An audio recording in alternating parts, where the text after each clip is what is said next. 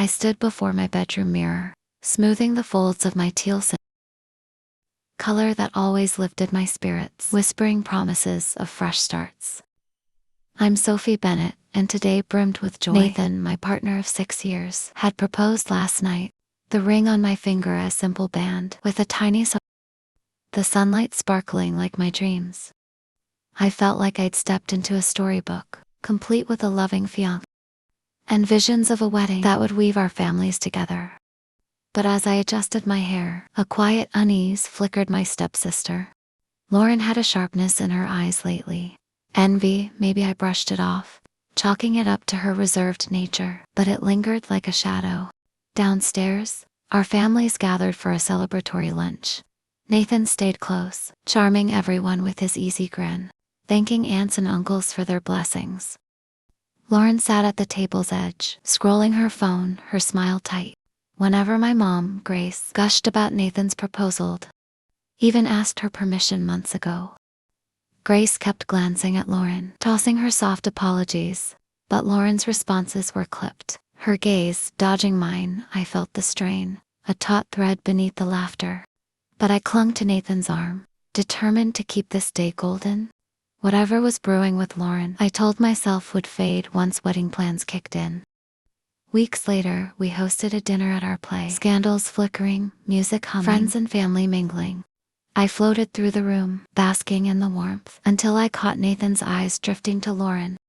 She leaned against the counter, her laugh too loud, her hand grazing his sleeve. It cooled vape in nothing. Lauren's always been bold, but my stomach twisted.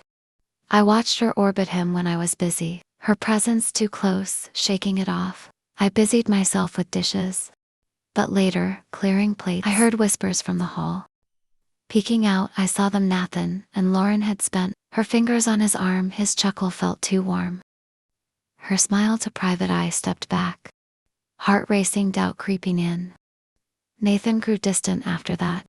Dodge wedding talk, claiming work stress, coming home late with vague excuses. Lauren stopped texting back about bridesmaid duties, her silence icy one night alone with a cold dinner.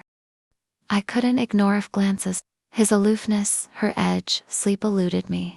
Questions gnawing past midnight. Restless, I wandered to the living room and heard muffled voices from his office. Edging closer, I caught Nathan's low murmur and Lauren's giggle through the door. My breath hitchethy, we're talking about keeping it quiet, about me not finding out. Panic surged. I retreated, muffling a sob. When he slid into bed, later, I feigned sleep, dread pooling inside. Morning brought proof. Lauren breezed into our kitchen, wearing Nathan's sweater wanted, given him last Christmas, sipping coffee like she owned the place. Her eyes met mine, daring me to react. I choked down the hurt, asking casually about my missing charger, but my mind screamed the late-night whispers. The sweater pieces of a puzzle I didn't want to solve. I had to know. That afternoon I pushed into his office, catching them mid-laugh too close. Nathan's hand brushed her shoulder.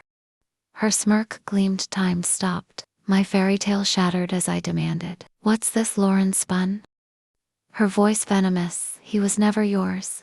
Sophie, you're too soft." "Needs me?" Nathan flinched, guilt in his eyes but said nothing. Her words sly, said, "Me kindness." My trust mocked.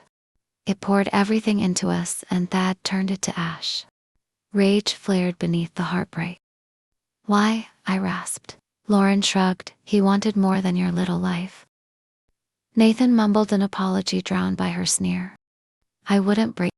Yet with every shred of strength, I walked out, their betrayal searing into me. The engagement party was a nightmare. Guests arrived expecting joy, but Lauren strutted in on Nathan's arm, flaunting their secret. Whispers spread as he took the stage, thanking Brianna, his eyes on her, not me. My parents froze. Grace whispering comfort, Dad staring at the floor. My friend Mia urged me to leave, but I stood firm, chin up, refusing to let them win. Nathan's speech ignored me. Lauren beaming like a bride. The room buzzed with shock. Me, fiancé, my stepsister, unraveling my world. I left head high, their triumph ringing hollow behind me. Rain soaked my dress as I stumbled outside, tears falling freely. The city blurred every memoir in Nathan's promises. Lauren's fake smile sounding me.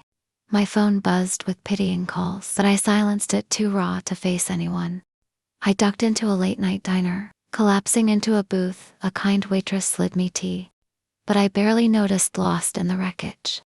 They'd stolen my love, my family, leaving me hollow hours past the empty street. Staring back until I hailed a cab to Mia's place. Needing refuge, Mia welcomed me at dawn. No questions, just a hug over tea. I spilled it, a Lawrence cruelty, Nathan's deceit. She listened steady. Her cat purring at my feet, sobs shook me, but Mia's words cut through. You're enough days there rebuilt Mesmo walks. Quiet talks, planting seeds of resilience. I wasn't ready to heal, but it survived. They wouldn't define me,